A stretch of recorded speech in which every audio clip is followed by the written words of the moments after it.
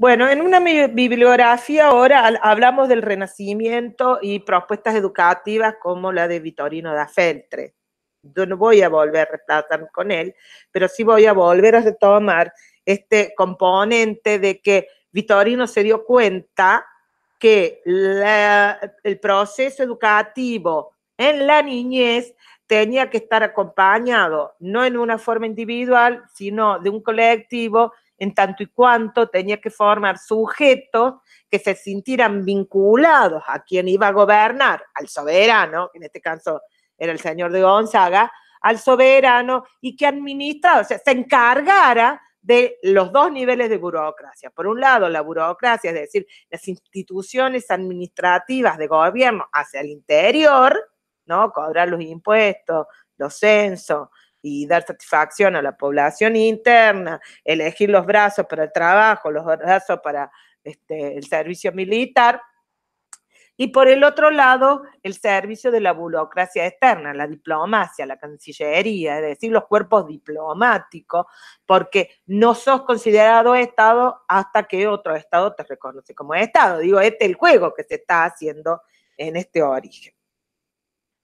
En ese sentido, lo que hay que decir que el proceso a la Baja Edad Media va a ir alejando cada vez más ese latín culto, ese latín escrito, no culto, escrito que utilizan cientistas, los universitas, tanto laico como eclesiástico, pero también que va a ser una lengua diplomática, a esas lenguas vernáculas. Fíjense que no se habla de lenguas nacionales entre el siglo XV, XVI y XVII, se llaman lenguas vernáculas.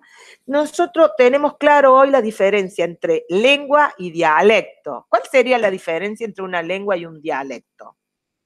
¿Alguno me lo podría decir? Una lengua está como legitimada nacionalmente, y un dialecto sería algo que hablan unos pocos, ¿podría ser? Regional.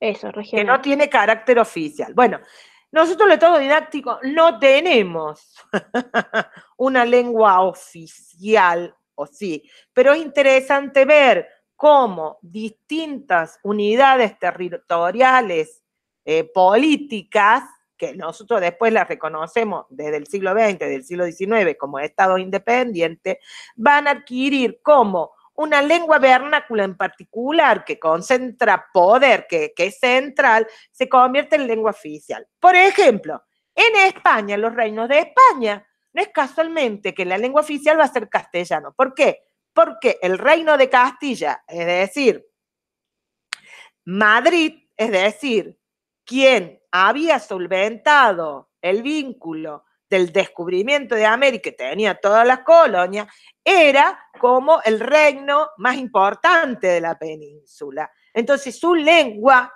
es la que va a avanzar.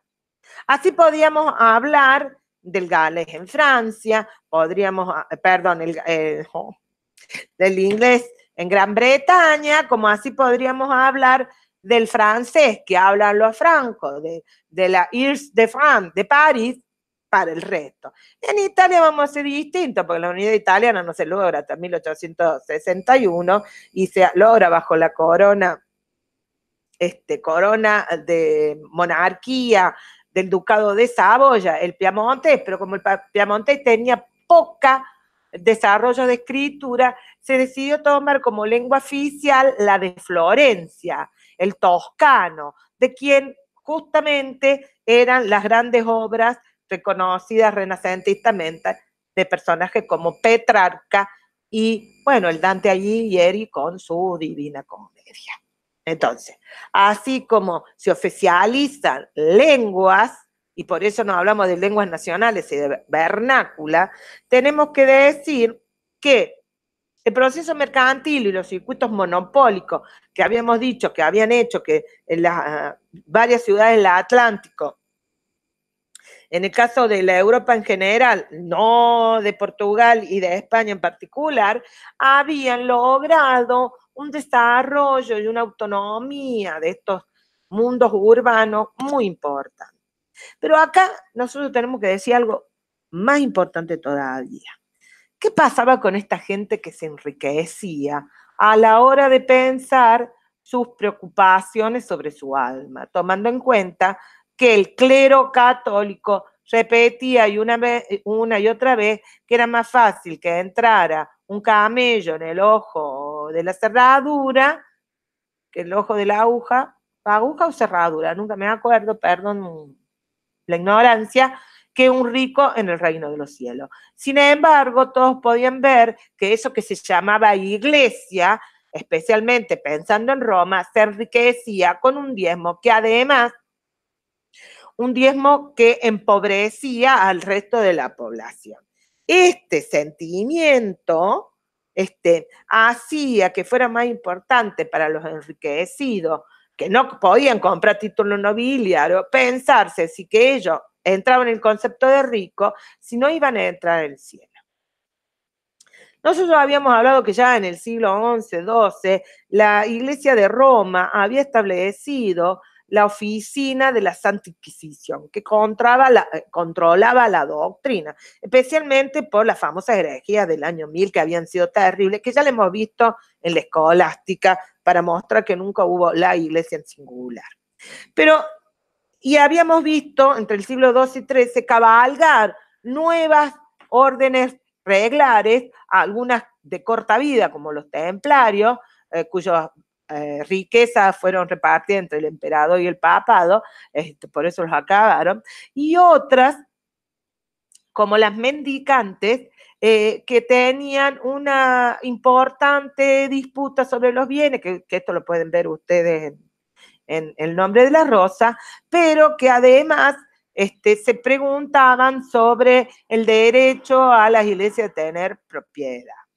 Y en ese caso no es casual que un monje dominico, en realidad un monje mendicante de la línea de los agustinianos, en una profunda lectura de retomar el cristianismo primitivo, la patrística, San Agustín, con algunas líneas que vienen de Oca, es decir, tomando patrística con escolástica, va a poner de nuevo en la palestra qué es lo que salva el alma. Y esta era una vieja disputa, muy vieja disputa de la Iglesia con respecto a dos situaciones. Uno, lo que se llama el libre albedrío. El hombre es el que decide que se salva. Y otra, la predestinación, ¿no? Ya en el libro de la vida, según el Apocalipsis de San Juan, están escritos los nombres de que se van a salvar. Y la mayor discusión es justamente la parábola de Cristo, en donde Cristo plantea en esa última cena, dice, tú vas a traicionarme, tú me negarás. Entonces, bueno, la disputa es Dios, Cristo, Hijo, Dios Hijo, sabía. Entonces, si sabía, ¿por qué sabía? Porque si sabía que ellos iban a hacer eso, ya estaban predestinados para hacer eso. No, decían los católicos, Cristo no sabía, Cristo veía, porque Cristo es eterno y como tal no tiene futuro, no es que vea el futuro, todo es presente en él. La omnipresencia que se le llama, el concepto de omnipresencia de Dios, hacía que Cristo no es que supiera, sino que veía lo que iban a hacer, lo que estaban haciendo. Es como esta teoría de los universos paralelos, ¿no? Varias realidades. Bueno, ese sería el principio en fe. Esto para los enriquecidos, mercaderes, comerciantes, banqueros, para la gente rica, fue muy, muy importante. Fue muy importante porque si lo que te salva es la gracia divina, es decir, si lo que te salva es que Dios te ama, no que vos ames a Dios, la riqueza no es un elemento que te alejaría del paraíso, sino que el bienestar material en este mundo sería una indicación de que Dios te ama. ¿Sí? Y esto aseguraba para los enriquecidos no tener que dejar mitad fortuna a la iglesia para las 1000 misas que salvara su vida del purgatorio, sino que podía dejar todos sus bienes a sus herederos.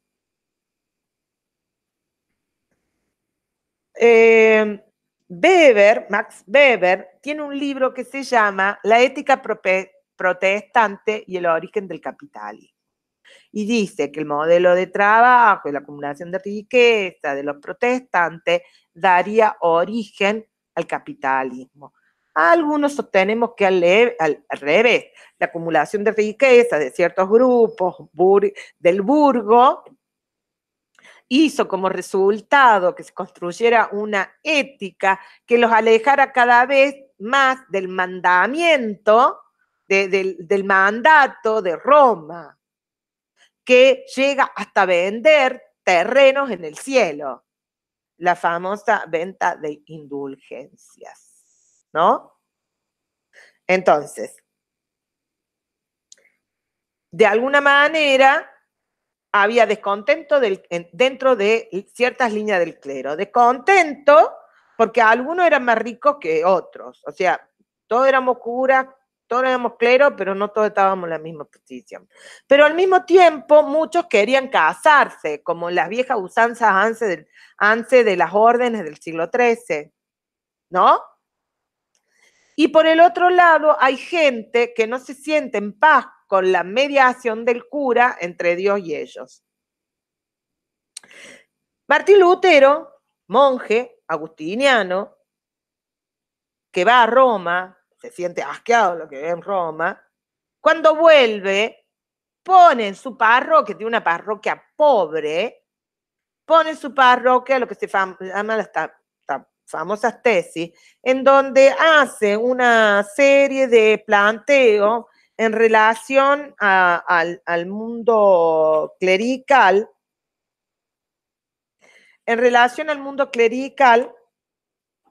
que fueron detonantes con algunas implicancias en términos del orden de lo material y lo simbólico para la gente de la época.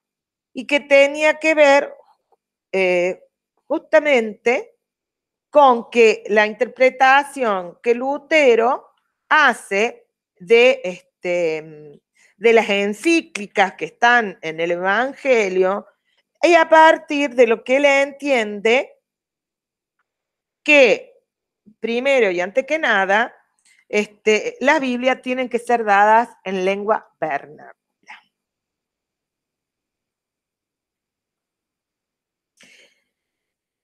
La lengua vernácula, vuelvo a decir, no es nacional, la que se habla. Y él estaba en una zona que se llama Platino y él empieza a traducir. No es verdad que Lutero es el primero que traduce la Biblia del latín a una lengua vernácula. El primero que traduce es el confesor privado de la reina Isabel la Católica de Castilla, que la traduce al castellano. Pero es una Biblia solo para la reina.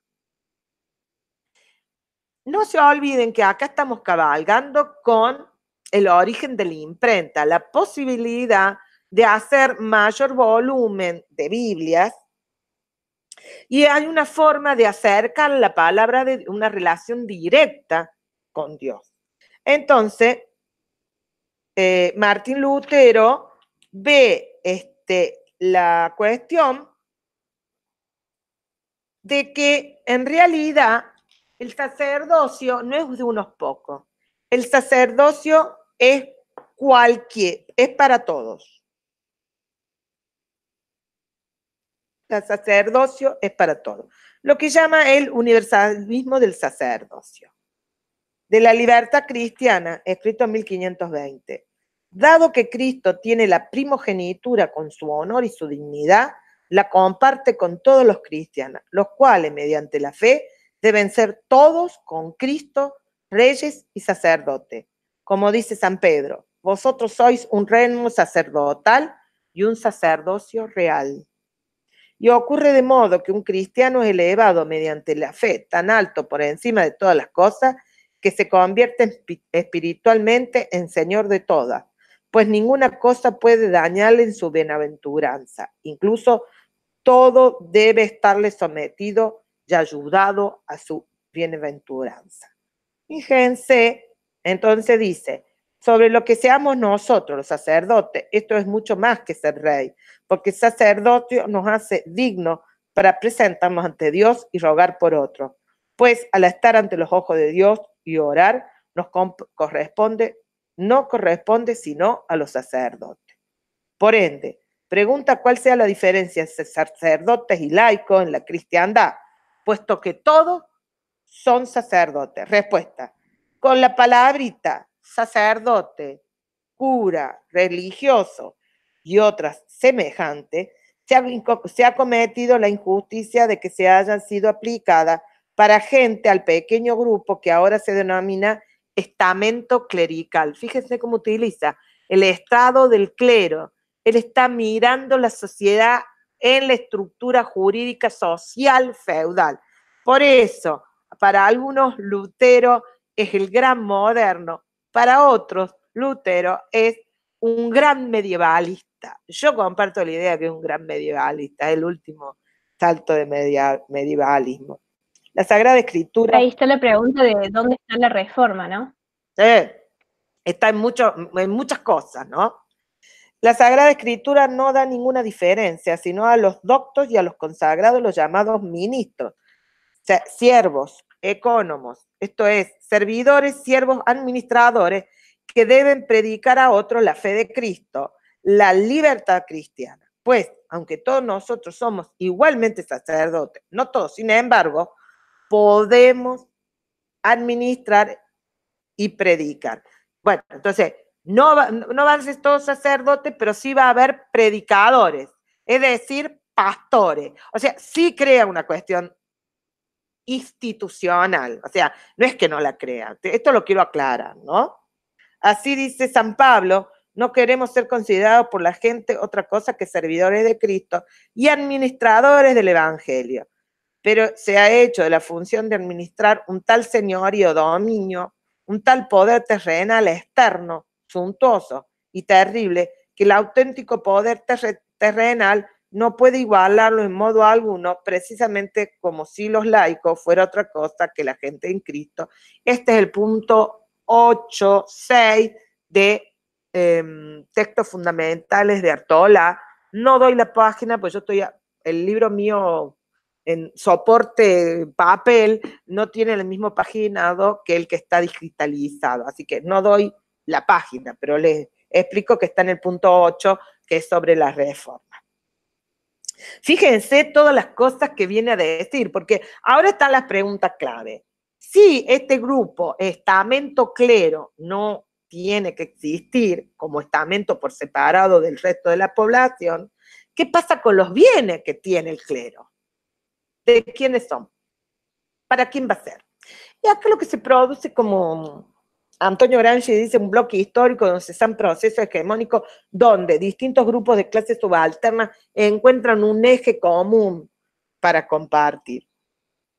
El siervo, que está adscripto a la gleba, ese sujeto que está ahí, en ese feudo clerical, ¿no?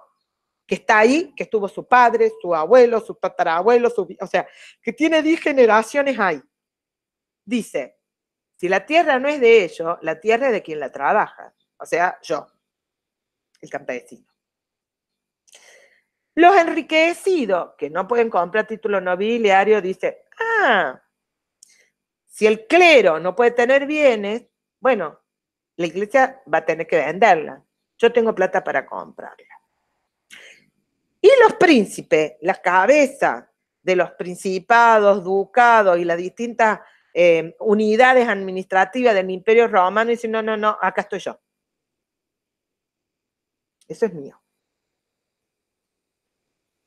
Especialmente porque en Alemania veían con muy poca gana los electores, es decir, las cabezas de estas regiones, se llamaban electores porque siguiendo una vieja modalidad germánica, formal ya, pero que tenía como como simbólicamente mucho peso, es que si bien la primogenitura siempre recibía, o sea, el mayor recibía el título de emperador, la Duma, es decir, los electores, las cabezas de todos los feudos regionales, tenían que expresar su voluntad de aceptación. Y muchos habían aceptado a Carlos V, Carlos I, porque no les quedaba otro, porque tenía mucho poder, pero no les gustaba mucho este emperador que se había educado en Flandes, en los Países Bajos, y que ahora se instalaba en Madrid y encima no hacía participar de las riquezas que venían de la colonia, no los hacía participar a ellos, ya que establecía el monopolio entre Cádiz y Sevilla. Entonces, ahí la furia de buscar la libertad e ir contra los monopolios hizo que muchos estuvieran de acuerdo con las palabras de este monje. Monje que obviamente fue llamado a Roma, como eran todos los que ponían en contradicción el modelo de hegemonía doctrinal que se imponía desde Roma. Él sabe que si va a Roma lo va a agarrar el Santo Oficio, es decir, la Inquisición, lo van a torturar, se va a tener que desdecir, él no se quiere deducir, y va a haber un príncipe de Suabia que le va a decir, no, no, mira, hagamos una cosa, no vayas a Roma, vení que yo te defiendo. Porque le gusta la idea de que si el emperador es emperador, porque originariamente Carlomagno recibió el título de Roma, si ya Roma no tiene la única palabra, no hay ruptura legal contra el emperador, que ahora Carlos V, Carlos I está en España. Se está discutiendo la legitimación de las autoridades. Se dan cuenta que cuando hablamos de reforma, no tiene que ver con solamente un problema religioso, fue un problema social, político, ideológico, científico, analítico. Producto de estas economías urbanas, que son sujetos sociales distintos a los modelos de sujeto social del mundo feudal rural, ¿sí? Y que empiezan a estar en pugna en términos de poder económico. Y ese que alguna vez apoyaron, que era el emperador, ¿se acuerdan la cabeza que juntaron plata? Bueno, y ahora van a encontrar que se puede independizar de la clase social de la nobleza. Y como el emperador es de la clase social noble, también contra él van a ir. ¿Qué importancia tienen estos nuevos movimientos religiosos para las prácticas educativas?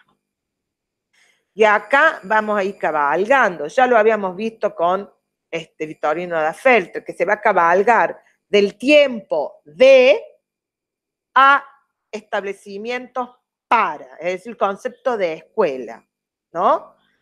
Y para los reformistas, entre ellos Lutero y otros más, lo más importante no va a estar en la educación superior como había sido el modelo de la escolástica, va a estar en la educación de párvulo, va a estar en la educación de la primera infancia, porque si le entregan la Biblia, lo que tienen que enseñarles es a leer.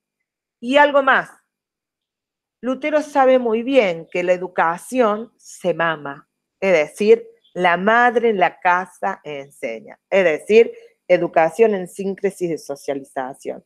Y por eso, para algunos, Martín Lutero es padre de la educación popular porque emprendió demanda de procesos de alfabetización para niños y niñas.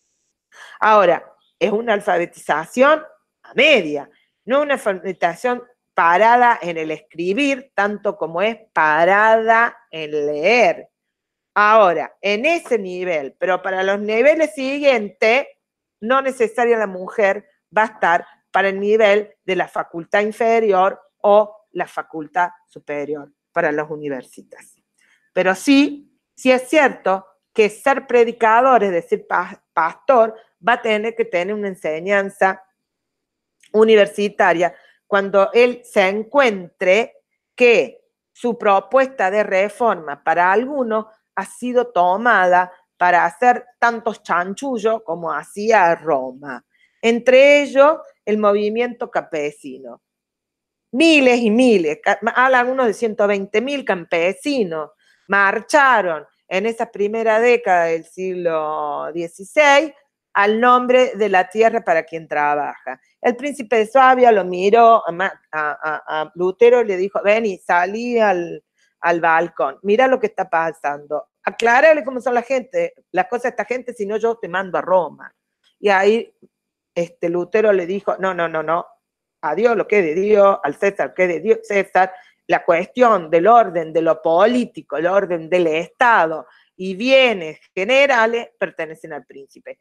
Perfecto, dijo el príncipe, y mandó sus ejércitos, acabando en pocos meses con unos, ¿cuánto? 80.000, 50.000 personas campesinas, digamos, para estas nuevas políticas.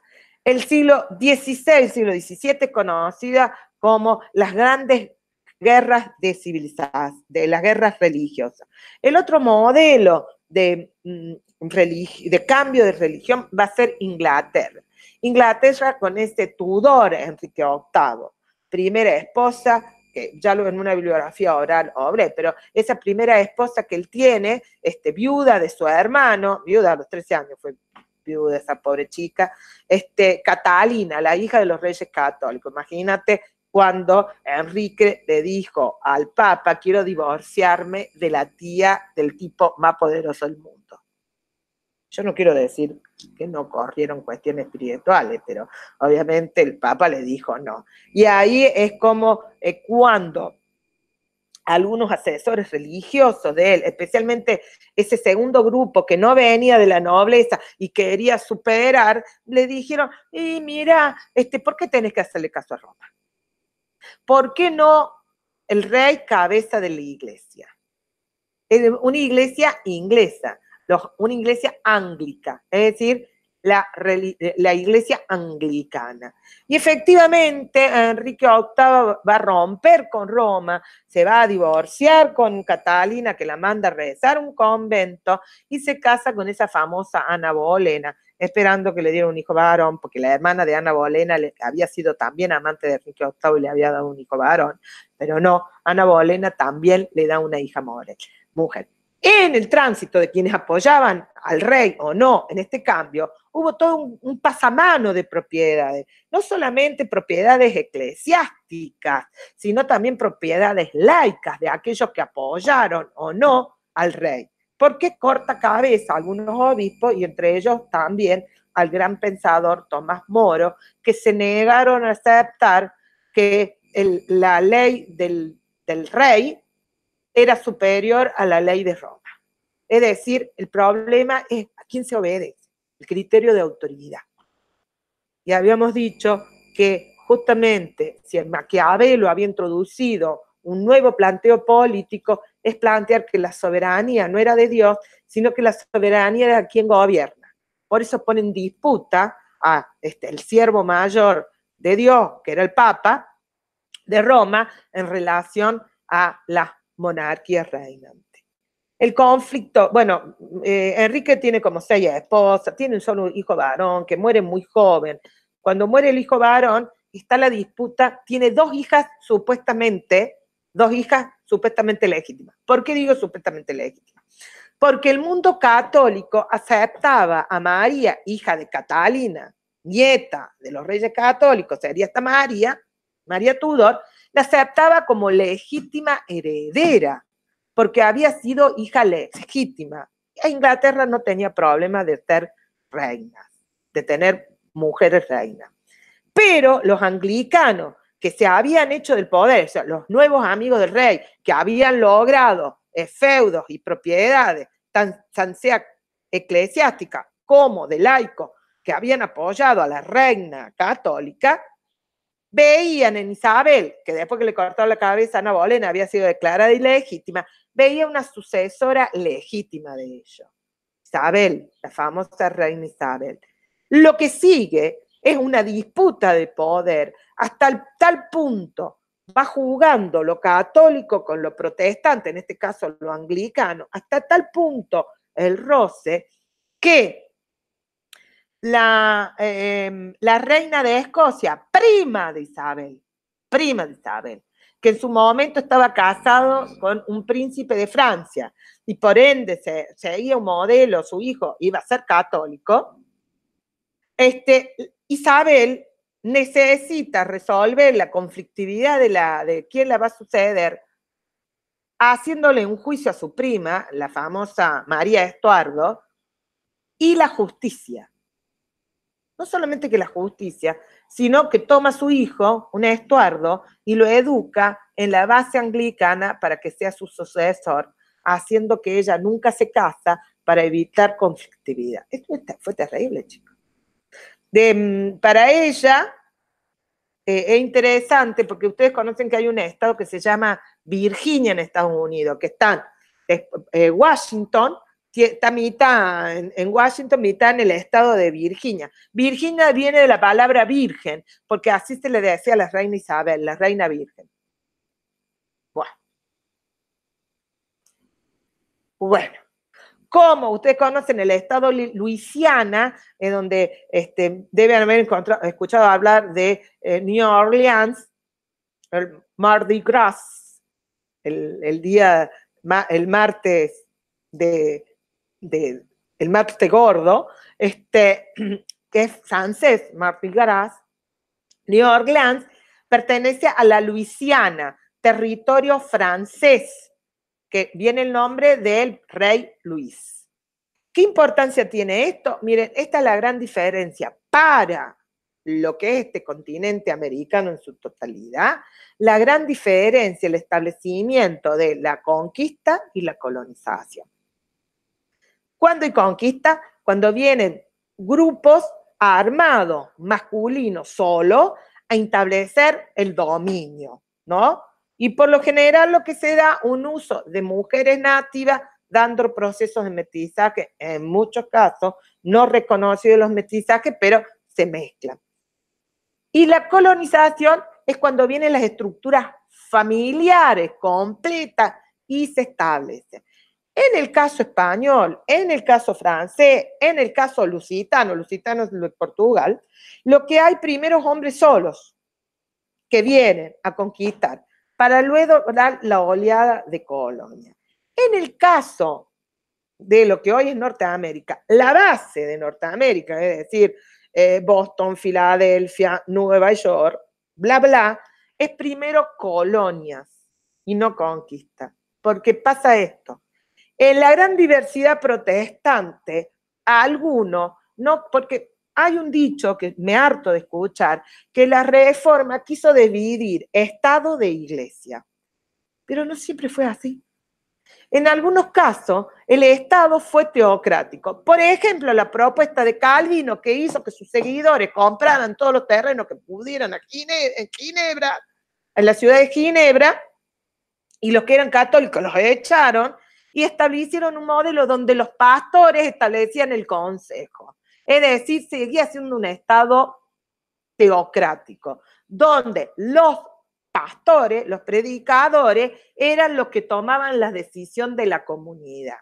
Y esto pasó con las famosas 13 colonias norteamericanas, que eran distintos grupos religiosos que no aceptaban ninguna cabeza superior como mando, ni la romana, pero tampoco de los estados dinásticos. Entonces, en Inglaterra no aceptaban a los Tudor, no aceptaban a los Borbones en Francia, es decir, o no podían quedarse en Europa porque en su propio país, si en su país había organizado un modelo de iglesia única, estatal, con el vínculo estatal, les quitaban las propiedades. Al mundo católico tampoco, porque los mataban por protestantes. Entonces, familias completas, ¿no? Se tuvieron que ir. ¿Qué es la historia de la famosa, ahora 27 de noviembre, más o menos, en la tercera semana de noviembre, el famoso Día de Acción de Gracia norteamericano con los puritanos? Bueno, entonces, acá vamos a tener que un reconocimiento desde hoy que supuestamente el modelo protestante da educación popular en términos que exige la lectura y la escritura para todos, niños y niñas, sin distinción de género, que eso es lo nuevo. Pero lo cierto que en términos de proceso formativo, solo para ese nivel, porque la mujer tiene que tener la función de ser pastora, predicadora de las nuevas formas religiosas, es decir, sigue siendo para el mundo privado la mujer.